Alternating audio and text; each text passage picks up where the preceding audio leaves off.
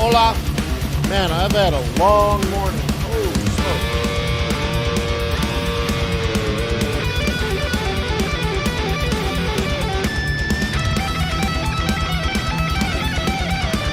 Are you ready? I gotta open the YouTube chat.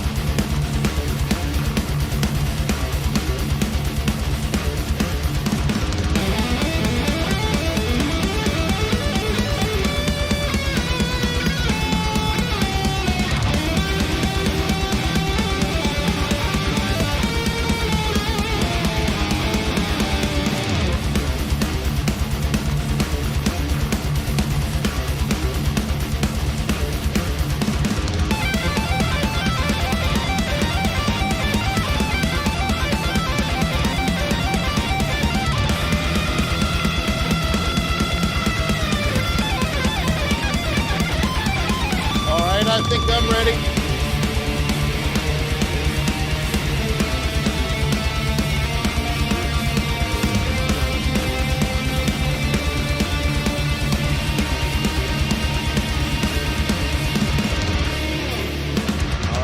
All right. Now's a good time, huh? All righty. Welcome to Forex.Today, the YouTube community of more... Oh, look at that. Of more than 20,000 foreign exchange traders. We gather here today to conduct technical and fundamental analysis with the overriding goal of planning our trades in advance. Let me remind you that trading is risky. It's not appropriate for everyone. Your past performance, good or bad, is not necessarily indicative of future results. So please stay small, stay humble, focus on the long term, and never risk money you cannot afford to lose. My name is Wayne. Nice to meet you. I'm a currency trader just like you. I might be 20 years ahead, but that's okay. Before Forex, I was a venture capitalist, high-tech entrepreneur, investor. Yeah. The coach of high-tech startups in the Silicon Valley. Yep. Also ran some startups, grew them from 4 part-time employees working on a credit card out of their apartment building into a business that more than 20 years later is still #1 in their industry. Yeah, sweet. Before that, I worked with a gentleman called George Soros on the board of a nonprofit organization. Worked with them for 4 years. Very cool. Anywho, nice to meet you. So how can I help? I am here to serve. We can do technical analysis, fundamental analysis. How does that sound? I just want to do technical analysis today, really. Keep it clean, keep it simple. But that's cool. If you want me to do something else, I'm okay with that as well. But I suggest we do gold, oil, and Bitcoin, dollar pairs and yen pairs. Yep, right on. And under the video, there's a description. And in the description, there are many resources made available to you. There's a link to my book. There's a link to a webinar. There's a link to fxbootcamp.com, which is my live groups. There's a link to QuantBox. There's a link to Trader's Way, a trustworthy, ethical foreign exchange broker. They earned my loyalty and respect, and I recommend them. So visit tradersway.com. Check them out for yourself. Do your own due diligence. Open up a demo account. Play around with it. See if you fall in love. If you're like, man, I don't want to click the link because they're going to track me and he's going to earn a commission or something like that, don't click the link. I don't earn a commission. But don't click it. Go into incognito mode if you want. That's fine. What if, man? You do you. Okay? Denise said, hey, Nikkei had a down day. Oh, faux show. Okay? Think there was a little bit of profit taking. Could be a rabbit. Yeah, I would not disagree with that. So anyways, I hope you're having a wonderful life. Take a look around the world on the short run. Dollar is strong, and that's what we said right after the Fed meeting, if you remember. The Fed paused, but they clearly articulated that they're going to raise interest rates 2 more times. And I said, you know what? Dollar's going to get strong. Because those 2 rate hikes were not priced in. In fact, cuts were priced in. So we're like, well, forget the cuts. So you have to price out the cuts, but then you have to price in the rate hikes. Well, lo and behold, a few hours after the Fed meeting, the dollar was weak. And I'm like, whatever. So people, like euro dollar, for example, was rallying. I'm like, you could have it. Not interested. I think the dollar should be getting strong. Well, now a little bit of time has passed and the dollar's ripper strong. Sweet. Shows you that there are a lot of investors that just don't get it, where they're like, oh my God, they paused. That's really good. Yeah, but we already knew they were going to pause, or had, what was the likelihood, 75%? So we were much more interested in future guidance. Future guidance was raise rates. Oh, well, buy dollar. So there you go. Irrational exuberance lasted a whole 4 hours, and then logic and reason took over. Thank you, logic and reason.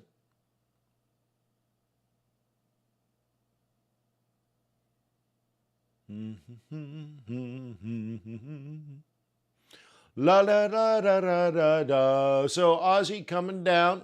That's negative GDP growth in China.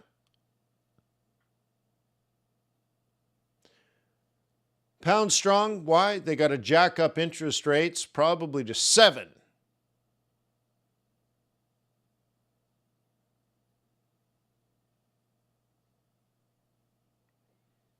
Okay. New Zealand, same story as Aussie. Swiss National Bank raising interest rates. No short-term impact there. They're lagging on purpose because they don't want a strong Swiss franc. They want a weak Swiss franc. They always have. And kitty cat maybe benefiting from something? I don't know.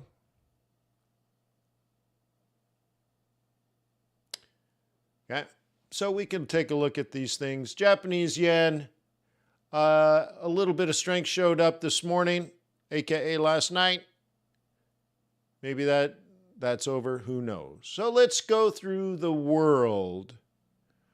Which one of these would you like me to attack first?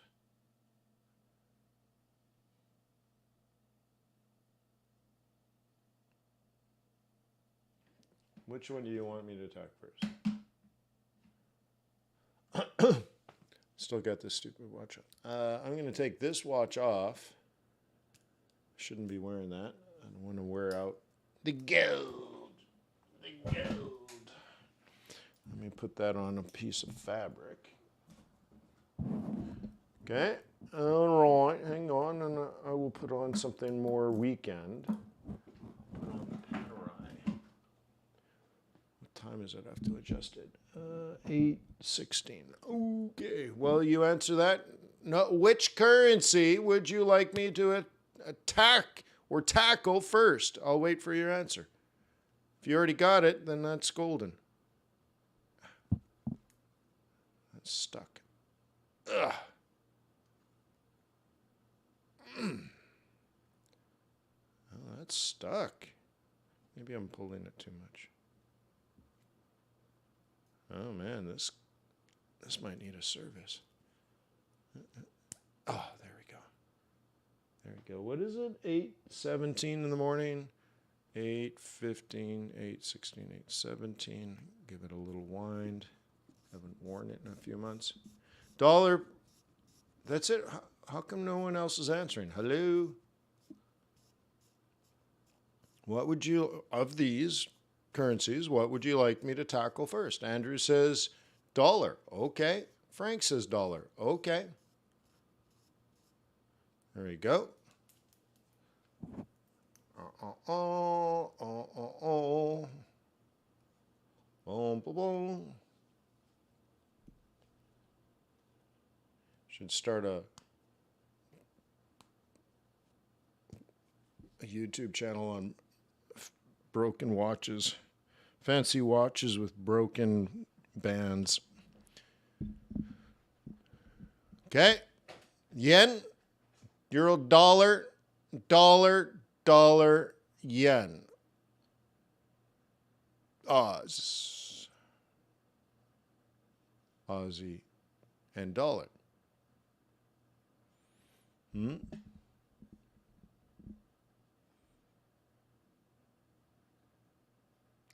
All right, well, let's then start with dollar. Seems to be the most popular. And dollar is strong. Yeah, very cool. Very cool indeed.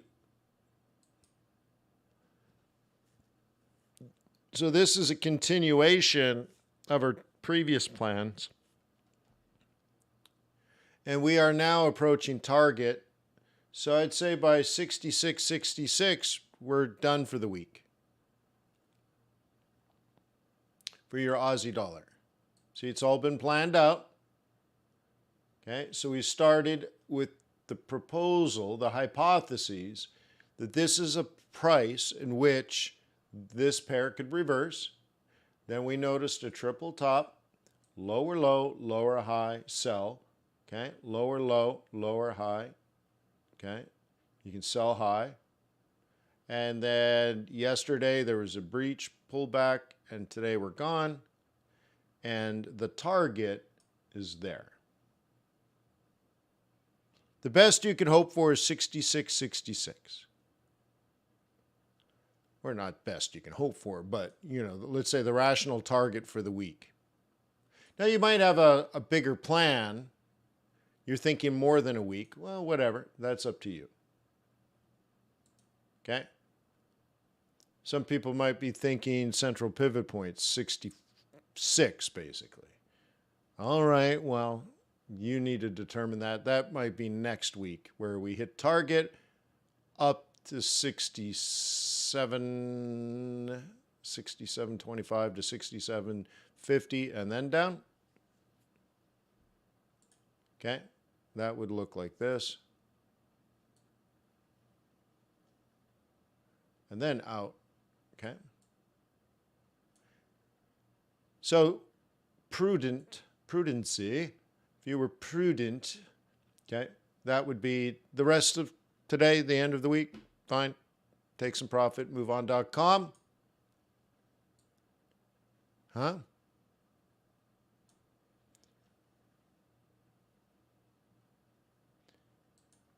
Okay, euro dollar, this one's collapsed. Boy, it collapsed hard though, huh?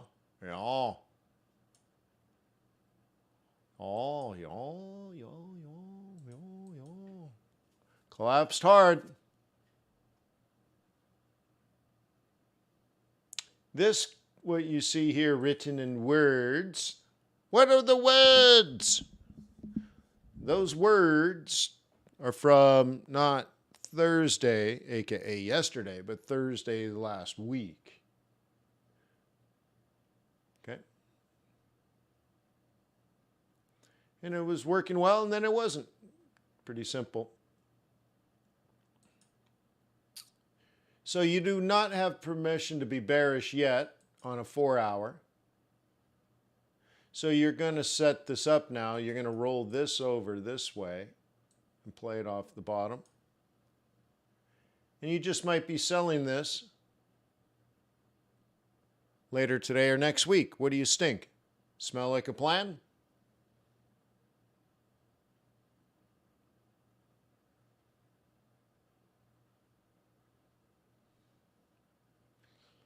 Right, Ashish, but the whole thing is it's just ebb and flow. Like, I don't understand why suddenly, well, I shouldn't say it this way. I mean, I do understand, but I think it's strange, how about that, or odd, that today and yesterday we're suddenly worried about recession fears, Where last week and the week before we weren't. I don't think anything's changed. I don't think anything's changed for weeks and weeks and weeks. So I think it's a little bit media where they're like, well, the reason it's coming down is we're all worried about recession. I don't think that's quite true. I think that's what perhaps a journalism major on TV would think. I think we already knew there was recession risk, but this is a common theme. Okay. Moses says, hey, sir, after many setbacks on trading, I finally made my first 100 pips with another 200 pips in the making. But I stayed small, stay humbled, and focus on the long-term game. Thanks, FX Bootcamp. Muy bien, Moses. That's great. Very cool. Congratulations. Job well done. Yeah. So bears, you need to wake up. There might still be bulls on this, but whatever. Doesn't matter. Bears need to trade where bears trade, right? So that's your shot right there. Plan B would be a shot up here. So one would be today, the next one would be Monday. Cool, right? And I just remembered I have some show and tell to do. So I have to go back to the full webcam. I have something for you. Do you guys remember we were talking, or I should say I was babbling about, oh, look at that. Well, a couple of things. I just found this. That's interesting. All right, I wasn't going to show you this, but I will show you this now.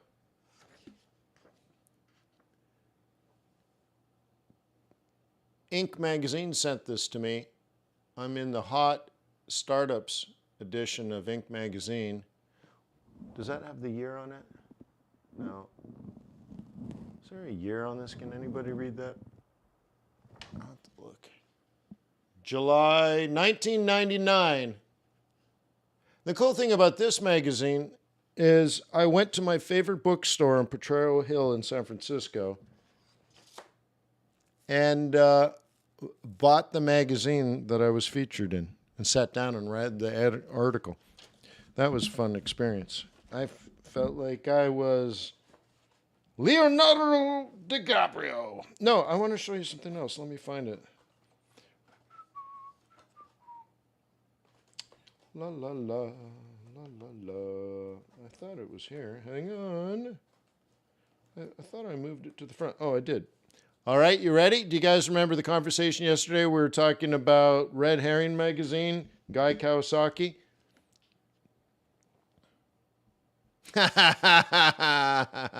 Red Herring magazine actually took this photo.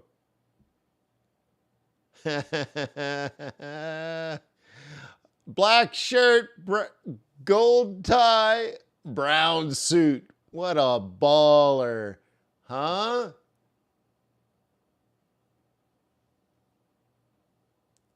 Cool, right? And then for you Canadians, I found this. The follow-up to that picture. So Guy Kawasaki was, the reason I did that is he was right there, like standing right next to me. We were just talking and they're like, hey, can we do your photo? I'm like, shoot, okay. But then Guy recommended an interview, and I have it printed because it doesn't even exist on the internet anymore. Where is it? Is it this one? No. I'm sorry, I had all of this organized. I'm not very good at organizing because when I organize, I can't find anything. It's almost there. Interactive week, no. German Hot 100. I'm in the German Hot 100. I don't know what they said about me because it's all in German. What does that mean? Does anybody know?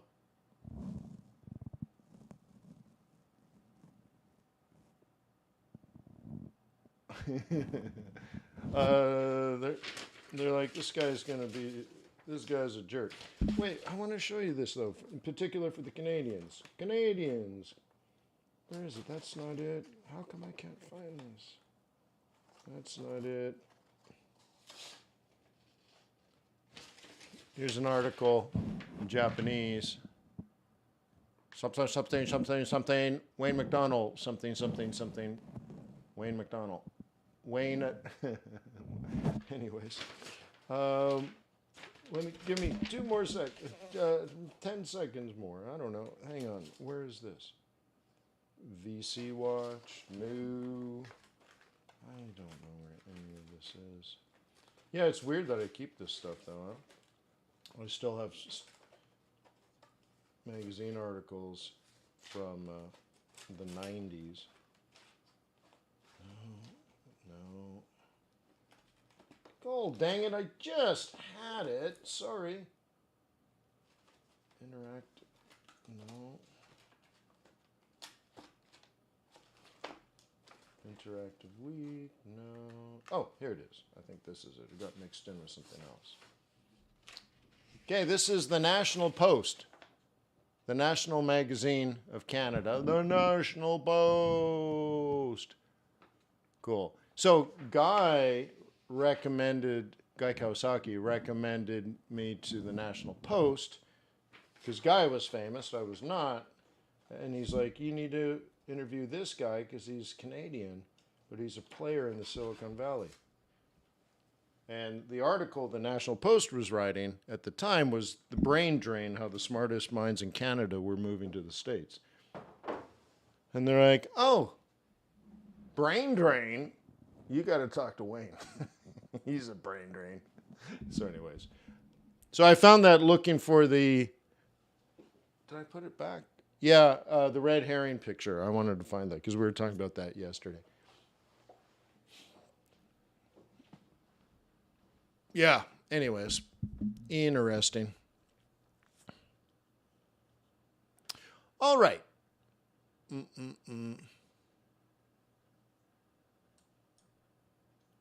All right, so back to the world. Back to the world here. Dollar strong, but yen even stronger. We're on the hourly 21. Do I really care about that? Well, no, not really. So I'm going to look down here around 142, and then I'm going to go here and see it's about the same. Same. So if you're still bullish on this, this is what you got to do.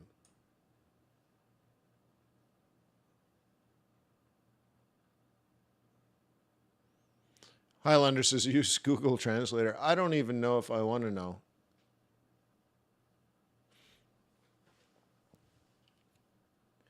I was so excited back then.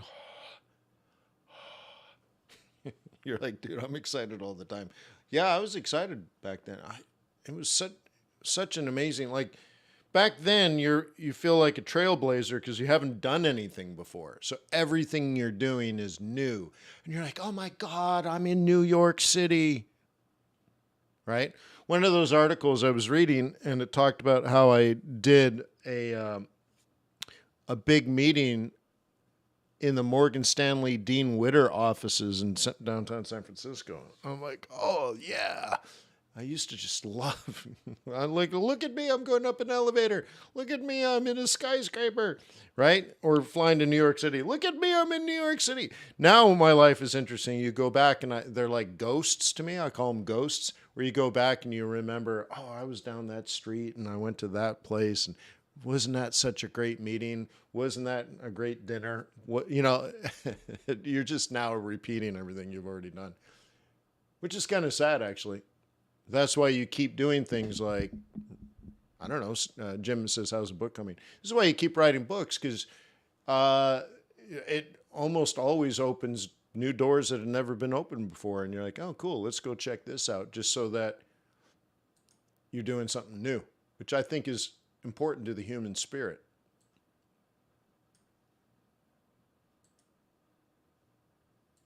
And it's also a difficult when you're my age, because I'm at that sort of peak age where I have enough gray hairs and enough experience that people start hiring you to do things because you know things, because you were there when, you know, you're like, and you have that level of experience. But what can very quickly happen is that's all you have is war stories from, like, well, when I was young in the 1990s, we did it this way. And you're like, Grandpa, things have changed, right? And so you have to like have that experience, but you have to keep up. And I think programmers know this. You have to keep learning new languages because you're like, oh, wow, I'm an expert at Cobalt.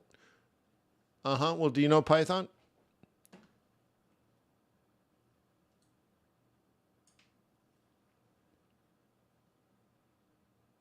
So anywho, what do you think? If you're a bull, that's what you're thinking. And so you need a 618 on this one.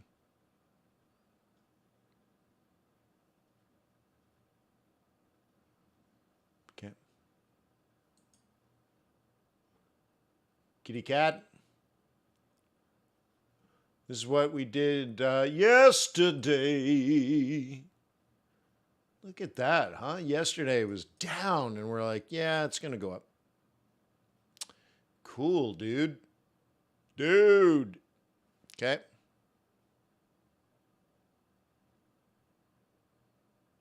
Man, way up, too. Very nice. Okay. Should bring this down.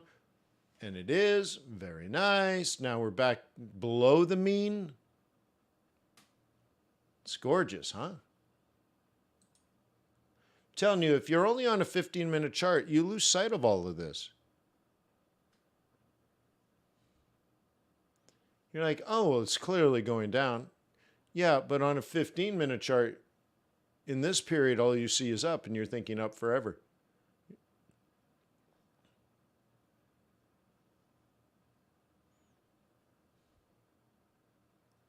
So if you were doing your calculations here, you'd notice that the variance is tightening.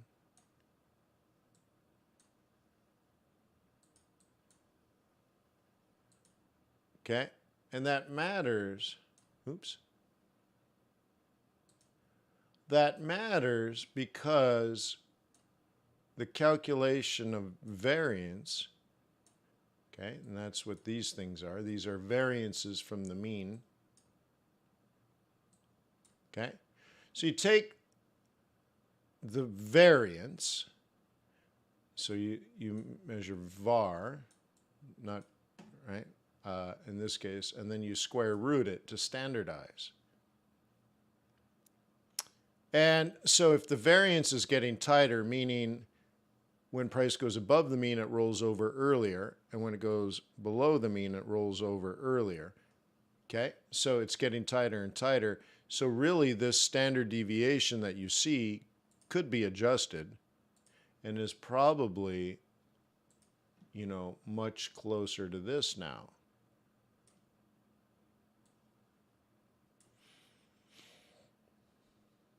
Okay? And so what you do is you just don't measure this drop maybe, and you just update your measurements.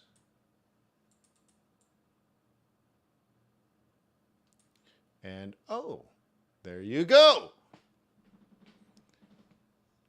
There you go. How nice is that, huh?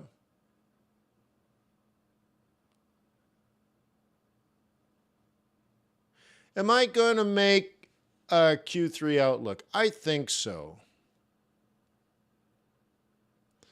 I don't know when I'm going to do it.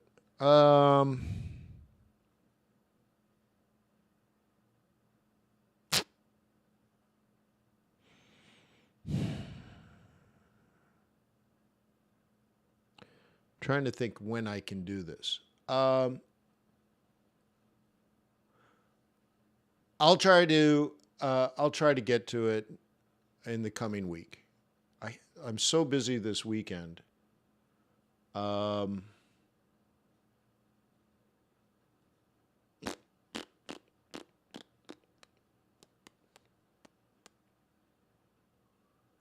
I'll try. You know, yeah, you know what? I'll do it for 10. I'll do it for 10, Jim. Yeah, isn't it funny? What I charged 11 last time, right? No, I did though, right? Jim's like, yeah, yeah. So my biggest issue is like, I don't know. Like I went to bed at midnight. I was up and the first number on the clock was a 4.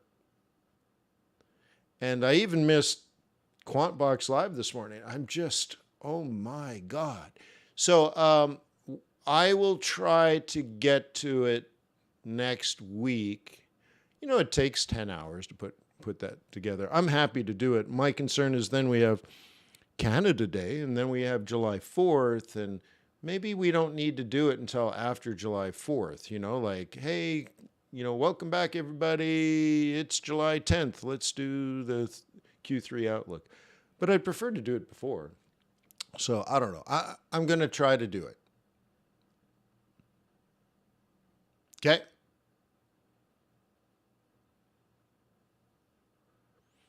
Yeah. So anyways, I'll try after the holiday. Yeah. Yeah. But maybe we can do it before. I prefer before, but oh. By the way, Lucid offered me basically 0% financing. Anybody going to buy a Lucid?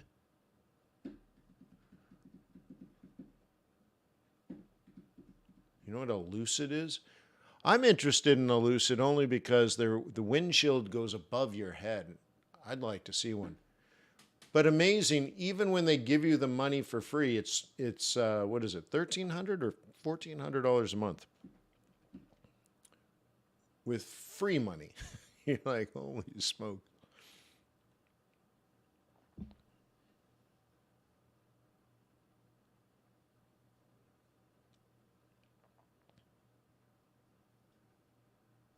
I don't even know what that makes the price.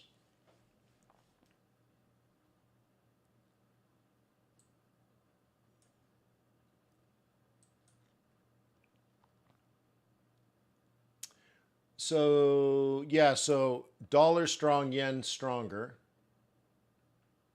Taking a look at the pig. Okay. And this might be a nice little opportunity here.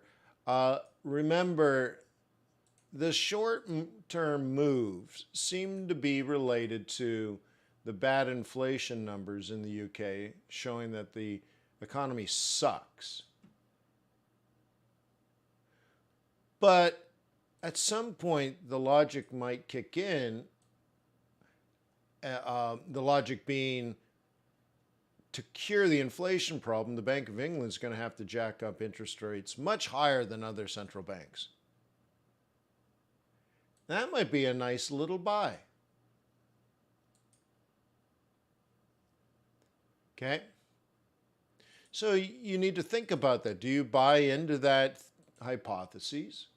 If so, what are the trends? Well, I have my trends drawn automatically because I'm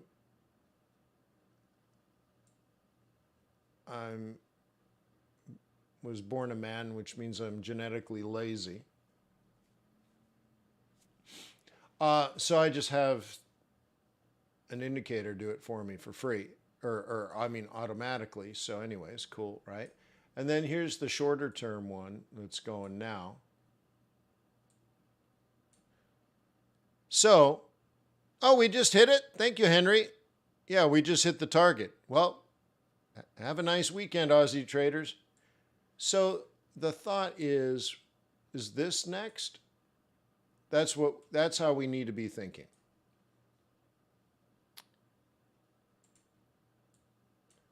probably more lined up like this, right?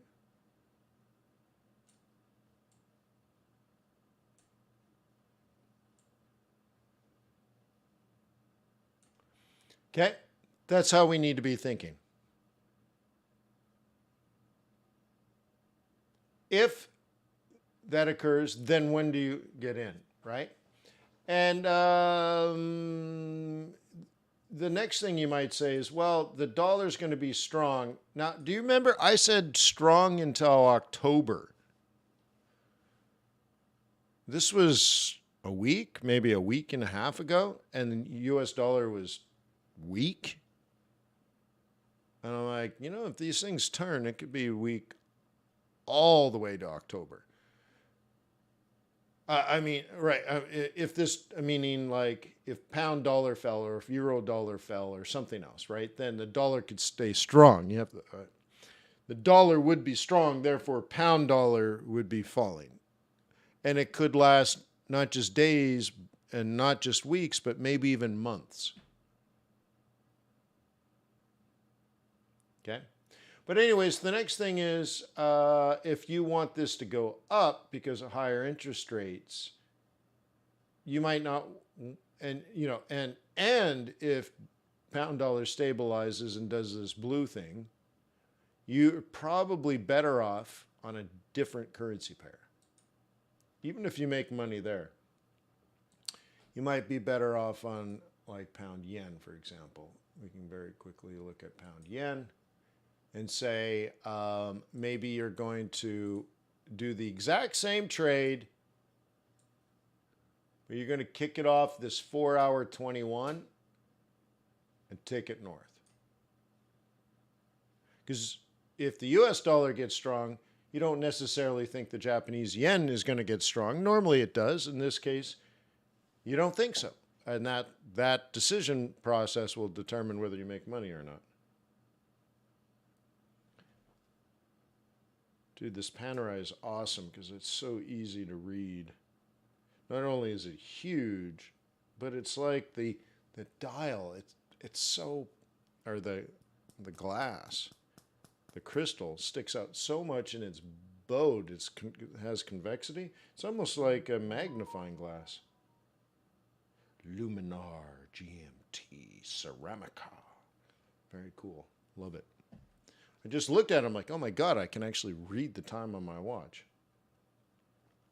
Anyways, very surprising. Oh my God, I can read my watch. What a pleasant surprise.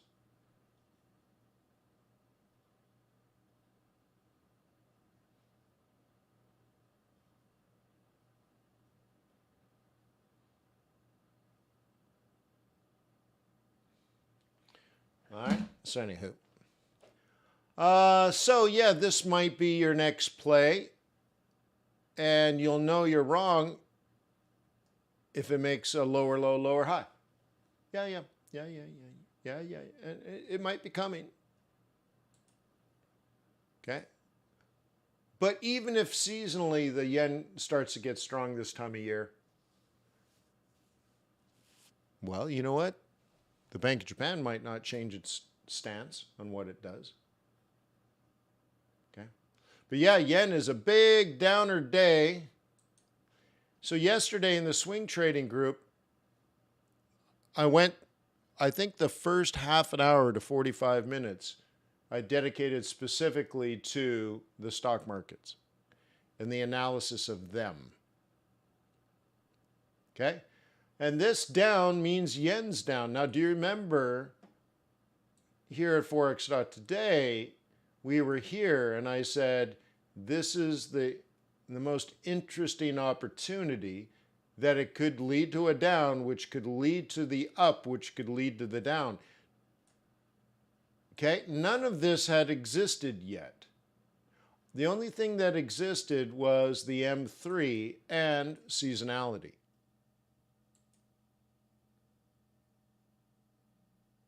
It had just started maybe to go through here, and we had to guess, well, if we breach the 21, and then, okay, do a shoulder, and then, right? And so we were still right in here. I think we were still on the 21 or maybe slightly below the 21. Okay? And look where we are now. Isn't that interesting? Remember, there's an if-then relationship. If something like that is developing, then you exit your yen longs or you short the Japanese yen pairs. Am I right? Then you can go to like stocks here, track them and see, are they doing the same? And I covered yesterday the DAX coming down,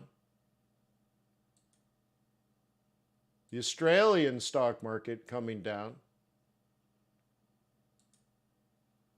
okay, the Japanese stock market coming down, you already know, the UK stock market coming down. We're at an interesting price right here, right now, ladies and germs. And S&P 500 and NASI coming down. Yeah, it's a beautiful kickoff to 21. Okay? Yeah. We're not even to the mean yet. I have to adjust this so it's a little better. Somebody's off, I guess.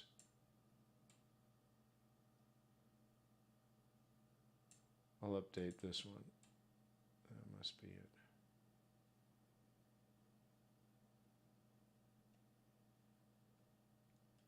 Trying to get them so that they're the same.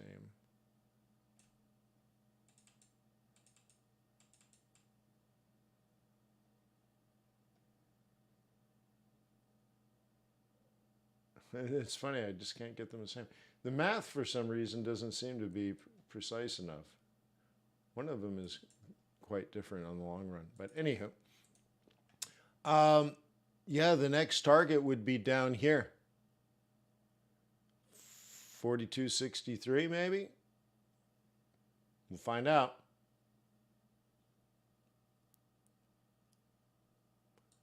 Okay? And like I said, this stock market decline could last all the way into next year.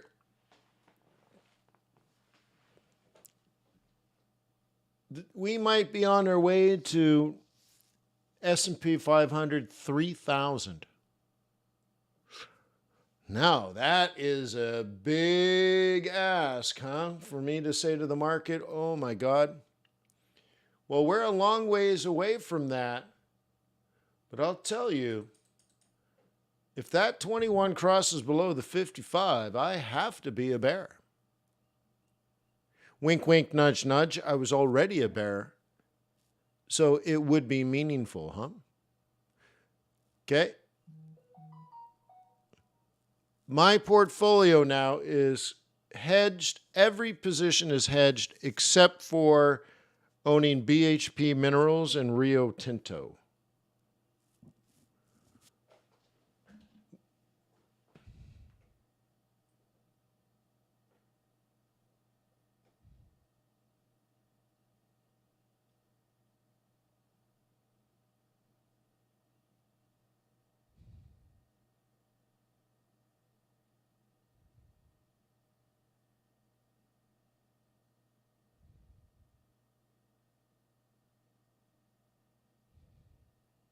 Hang on, sorry.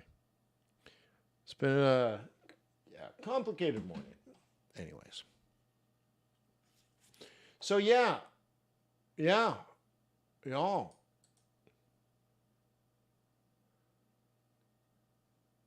S&P 500, 3,000? Uh-huh. Ooh. That would be a decline to here. And then I'm a massive believer in the future of our world and the future of the U.S. economy.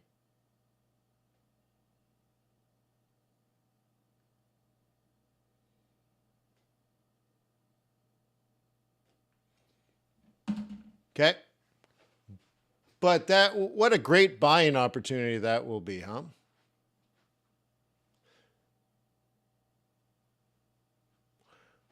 But the way I'm set is if that falls, I'll only make 9.03% this year. Cash in the pocket, baby.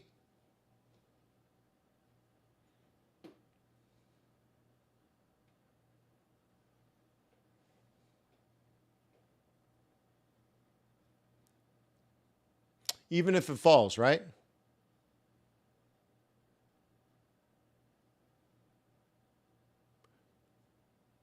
Yeah, Karpus says, why are we shorting the yens if we are selling the Japanese stock market? Well, if you're selling the Japanese stock market, you would not be shorting yen. So it's a tricky one, right? Sometimes I say shorting yen, and sometimes I say shorting the yens. And if you're shorting the yens, you're buying the yen. So if I am not clear from time to time, I apologize. It's a tricky one. Okay. So if I'm buying the yens, I'm selling the yen, you see? And I don't say it consistently, I don't know. But if I was writing a paper, I would use consistent tense, if you will.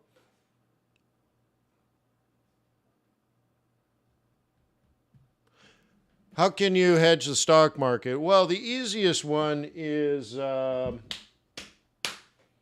what's the name?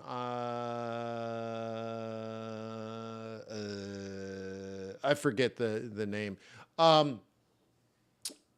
There's a triple leverage short ETF. So you could, let's say, take some profit out of your account.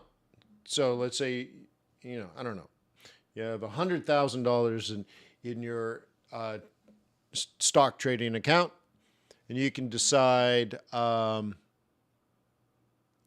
take 30% off. I don't use those, but you could, Ashish, right? Okay. Take 30%, so now you have 30% cash. Take 10,000 and buy a triple leverage short, so now you're short against your longs. Okay?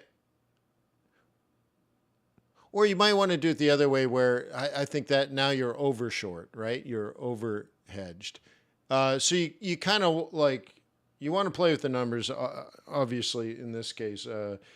You want the triple leverage to match your long, or overdid it. But anyway, so you want to be like short 100,000 or short 60,000, long 60,000, whatever it is, or short 70,000, long 70,000. And you use the leverage so that you can still have 20% cash. So you're triple leverage short and you have cash. Okay. Now, if you're going to listen to Bill Sharp, the easiest thing to do is let's say you're long the S&P 500. Great. But now you just simply go to 30% cash. So now you're less exposed to the S&P 500. You wait for it to fall. And look, if you're talking about 20 and 30-year investment horizon, letting it fall for 6 months is not a big deal. But now you have this 30% cash that you didn't lose money on. And then you buy the S&P 500 back at 3,000. So you take profit at 44 and you buy back in at 3. And then the next thing that Bill Sharp says is in that scenario, you could use some leverage. So you cash out at 44, okay, at 4,400. You stay in cash as it falls, so now you're losing less money. And then you buy back in with like 2 or 3 times leverage, right? So in this case, you, instead of having a triple leverage short, you'd have a triple leverage long at 3,000.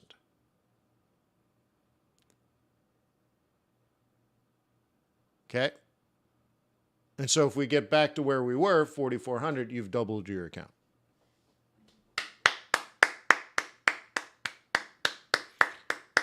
Okay. Even, so I studied the all-weather portfolio that Ray Dalio has done. And I looked at it and I'm like, I get the logic. And the math is spectacular. It's called the golden rule. And, but it's just not very good.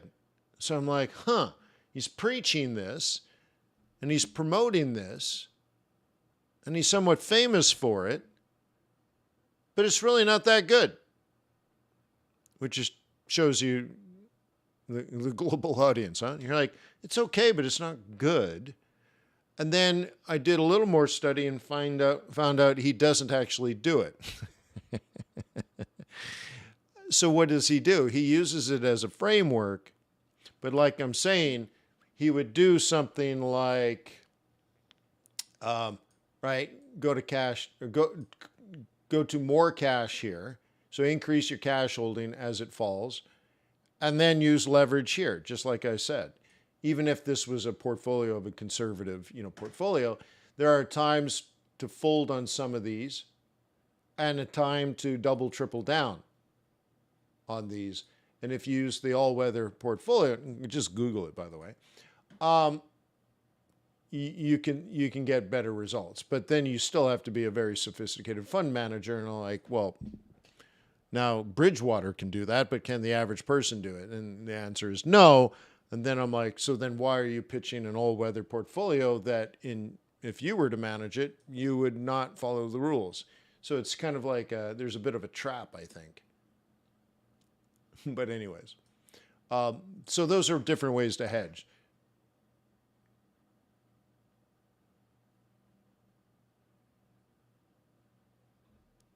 Moses, it's included in your FX Bootcamp membership.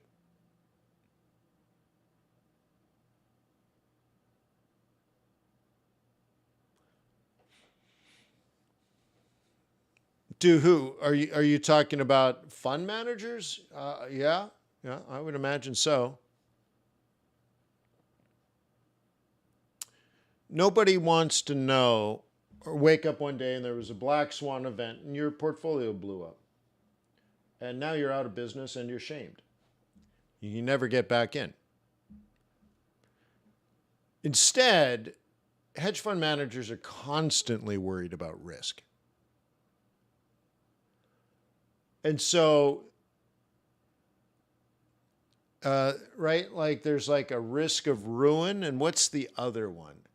I'm falling short. There's another one. A risk of ruin, and there's another one. I can't think of it. Maybe you guys can. But your risk officer in your fund would probably meet with the fund manager on a regular basis, like daily, every morning. What's our risk of ruin? What sort of exogenous shock needs to occur to ruin us? And right? And based on what we know, what's the likelihood of that? And it just shows you how much risk you have assumed in your portfolio. And so if you had, all these investments, right? So you own a bunch of stock, but you don't have any stop losses. Well, there's a risk that there's an exogenous shock, like China attacks Taiwan over the weekend, and then the markets open Monday and crash, and you're just sitting there waiting for the U.S. stock market to open. You're watching, right? The Japanese stock market's down 30%, and then Germany opens, it's down 40%. The UK opens, and it's down 50%. Holy crap. And it's getting worse and worse and worse. And on all the TVs that shows drones and planes and submarines and aircraft carriers and tanks rolling onto the land. And it's worse and worse. And by the time 9:30 opens, you're wiped out. Right? Whatever. Maybe that's not a good example, but ultimately, it's not likely. And it's not likely today or over the weekend or Monday, but something could happen. And if you have no stop losses, then you have unlimited downside risk. But in your risk of ruin analysis, you might say, well, if every stop was hit, how much would we lose? Okay, Frank? And part of that calculation would be, let's say, if we lost every position when the market opens on Monday, we'd be down 20%. And then the next thing is, how likely are we to recover from a 20% drawdown where we're knocked out of everything? Can we rebuild and get profitable again? From a 20% drawdown, yeah, although your clients are not going to like it, but then there's some reason and rationale that it occurred, probably some logical reason people understand, and you talk to your clients, you're like, this exogenous shock was painful for us, but a lot of other people, and we can just slowly, with your support, if you don't withdraw your money, we can rebuild it. It'll be okay. If you're down 40, 50%, no, you're dead in the water. Okay, that one got you right in the rudder. You're going to get redemptions. People are leaving. So a manager's going to want to know this, right? What is the risk of ruin and how bad will it be? So, Frank, the answer is yes. And this would be updated all the time. Like, imagine you got 50 different traders in all kinds of different investment scenarios. You would want to audit this on a constant and almost instantaneous level of, if the worst happens, how bad will it be? And the portfolio manager wants to know, wants to always have it so that if everything goes wrong all at the same time, as unlikely as it is, it does happen. So if everything goes wrong, the worst shouldn't be that bad. Now, the way that I teach it to you, Frank, is similar but different. I say, to calculate your lot size, I want you to think about how many trades you make a month. Okay? If you make 5 trades a day, only 5 trades a day, then you make 100 trades a month.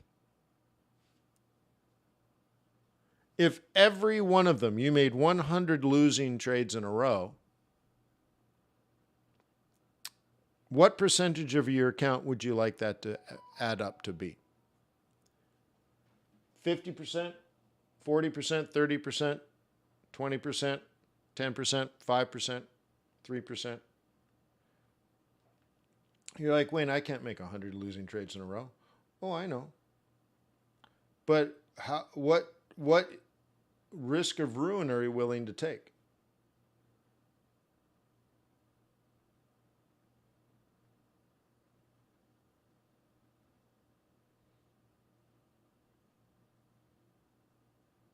Okay? And you can say, if I have the worst possible month ever, 100 losing trades in a row, Frank's going to say, I'm down 20%. Okay. So then you can calculate your lot size. And if you find that if you lose 100 trades in a row, so now you need to know what's your average loss. What's your average stop? Is it 30 pips? Is it 50 pips? Is it 100 pips? Then you take the average loss times your lot size and then multiply that by 100, and then you get a number, and you might find that that's 75% of your account. Well, hell's bells, you're over leveraged, so now you got to drop your lot size. That's the whole point.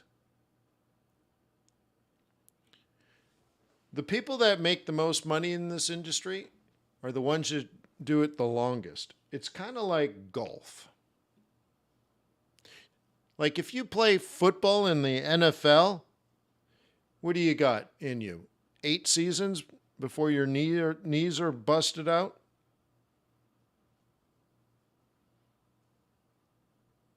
Okay? If you're a professional golfer, you golf until you're 75. Okay? So this is golf. If you start young and do this day in and day out till you're 75, you are going to make a lot of money. Not every individual day, because every individual day should be irrelevant. But you're just a machine. You're a grinder. You're a journeyman. You show up every single day, and you know that you don't even truly face a risk of ruin. You're like, Wayne, I won't lose 100 trades in a row, because if I lost 30 trades in a row, my strategic plan, my rules of engagement dictate that I must stop trading, take a minimum of a week off, and spend the time reevaluating and reassessing what the hell I'm doing.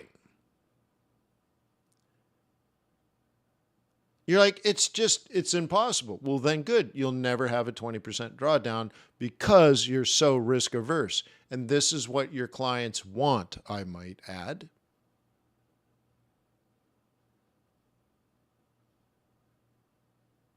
Okay? That it's impossible. But then it's also impossible for you to have a plus 20% month. You will never make 20% a month, nor should you want to.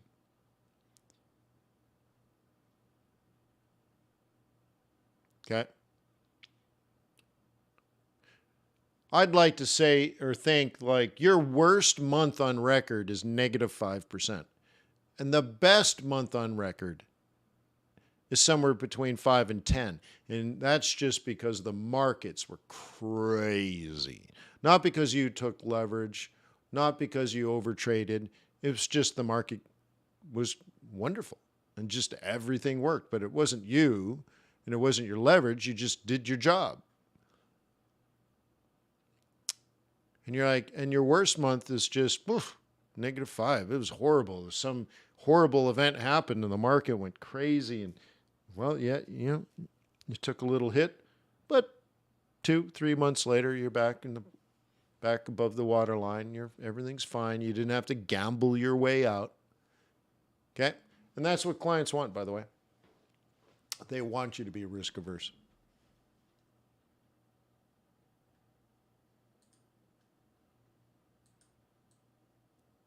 I'd also recommend that if you ever get a client that wants you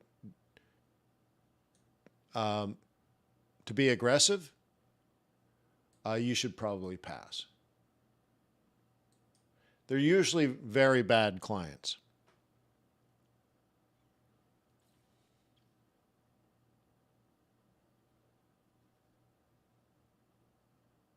Yes, a big red day here, big red day here, big red day here, big red day here. Amazing. Awesome.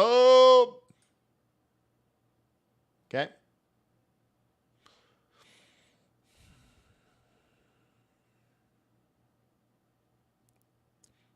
I'm very interested to see how my stock portfolio does in a time that might be quite tough, that's just started. Because I'm long but hedged. So if I want to see, I'm supposed to outperform the market in this case. So let's say the stock market drops 20%. It'd be great if my portfolio only dropped 10%. And you're like, why would that be great? Well, first of all, it's half the volatility of the broad market, but also I'm going to make 10% anyways. So that means actually won't lose any money. But we also know in 5 or 6 or 8 or 10 years, the stock market will be way up. So it'll go down, but it'll be way up. So it'll drop 20%, but in 10 years, it'll probably double. And any loss, the 20% drawdown this year is just simply a paper money. In this case, if mine was down 10% because it's hedged and less aggressive by design.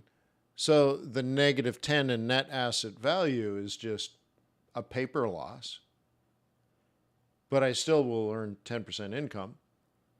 And then 5, 6, 7, 8 years later, the stock market's doubled. Well, those positions are still there. So now the negative 10 is plus 100. So whatever. It's just the net asset value. Meanwhile, I'm still earning 10%, every year. So I'm looking forward to it. I'm actually in a situation where this could be a disastrous move in the stock market, and I can't wait to see what happens. I'm protected. I'm set. I've already addressed all of this weeks ago, months ago. So now, like, bring it on, right? Like, the hurricane is here. The seas are surging. The winds are blowing. And I had the plywood on my windows 4 or 5 days ago. Meanwhile, the other neighbors are struggling in the last second to do something to save their property. Okay? And I'm like, you didn't look at the radar? Okay, anyways. All right.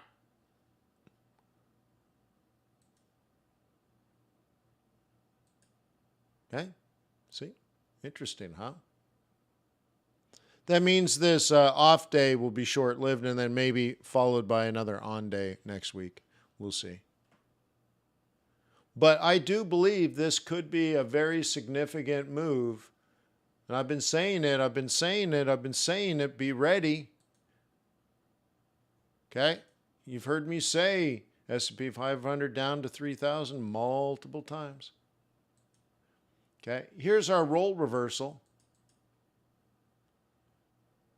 So now this may be a zone somewhere inside of there, might lead to shorting of this asset. So you might want to look at weekly and monthly pivot points. And not for June. June's over. So July.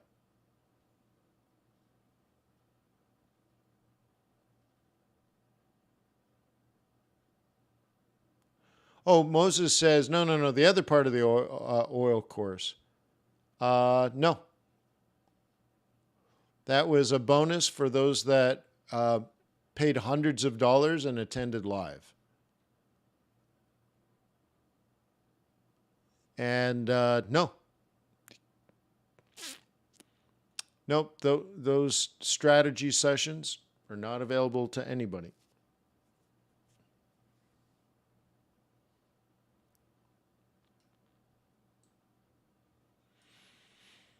Okay?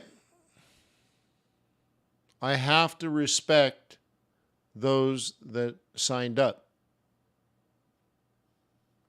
For example, Jim said he wasn't even interested. He knows a lot about the oil industry already, and he's like, not really interested. And then I said, well, I'll do some strategy sessions for the live group. And he's like, oh, okay, you finally talked me into it. Boom. So I have to protect Jim's honor. Or is it my honor for Jim? Yeah. So that happened, and it's gone. Okay.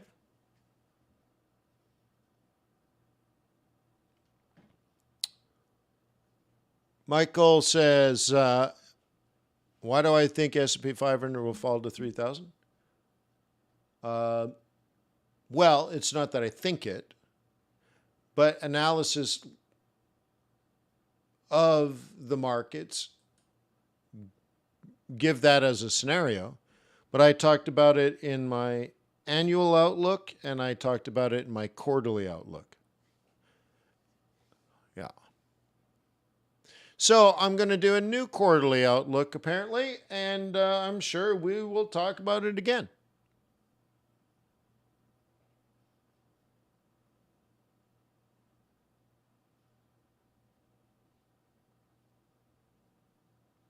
And you're saying, and it because it'll fall from yearly pivot to yearly pivot.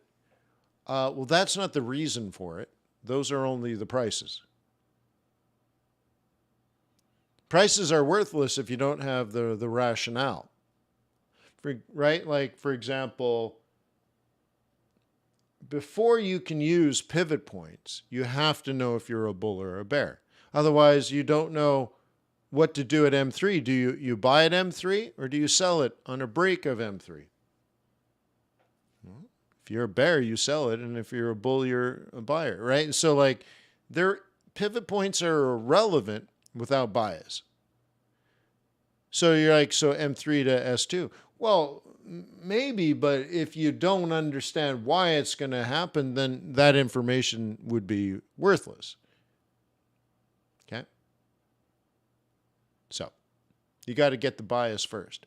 The bias comes from research and, quantitative analysis, aka the math.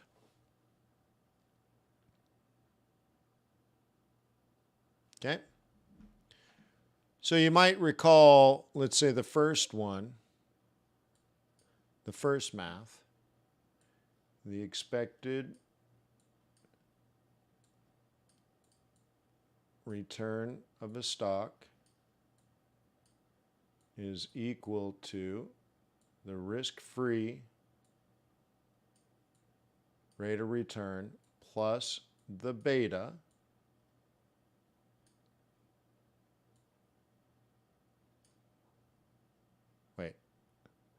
Wait. Let's put the container. Times the beta of the expected return of the market minus, because it's an opportunity cost, the risk-free rate of return, right, to get your opportunity cost. Okay, and then close it up. So I talk about this all the time. Basic math, easy peasy lemon squeezy.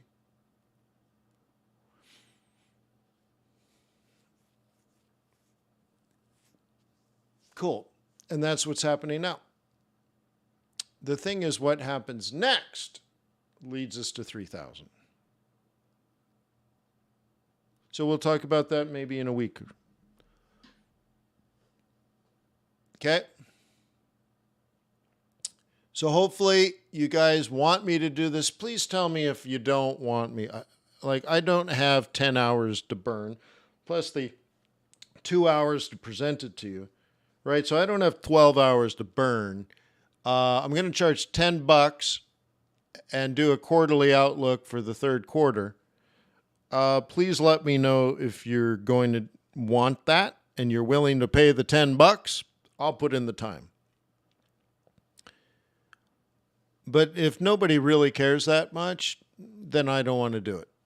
I'd rather spend time with my kids or something. Right?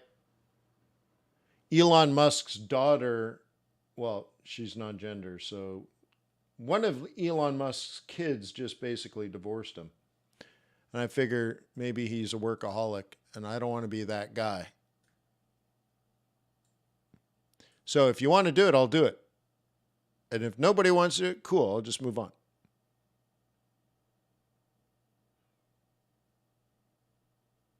Okay? Oh, Jim's like, I would like it, but I don't. No, adding to the workload is okay if it achieves the mission of the organization. You see what I mean? So if it's helpful and it inspires and it shows kind of how to do it, well, that's the whole point of what I do. So if it directly accomplishes the mission of the organization and the community, I totally want to do it. What I'll do is I'll stop some work on the AI stuff because I have a bunch of AI stuff I'm doing for you guys. So I'll pause them and I'll work on the presentation, which needs to be done anyways, right? So cool, I'll do it. But I'll just need to rearrange. But wasting time, I won't tolerate it, right? So, yeah. And of course, you're like, your $10 just helps me pay for some of the work I'm doing anyways for you, right? Like I have some projects that I'm going to tell you about probably at that meeting. It might even be a good time to show you some of these things. But I'm spending thousands and thousands of dollars and my costs have gone up 50%. So your $10 will go to that. It goes to somebody else. Someone gets paid somewhere, right? You got to feed the server and you got to feed the developer, so on and so forth, right? So it's just money in, money out.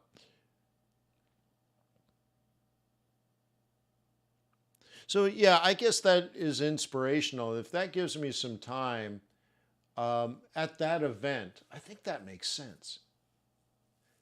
We'll double dip on the event. So I'll do it via QuantBox because that makes sense. But I will unveil some amazing new developments at QuantBox. And I'll blow you away. So if you're a QuantBox subscriber, oh my God. So we'll do the analysis and then I'll knock your socks off. Okay.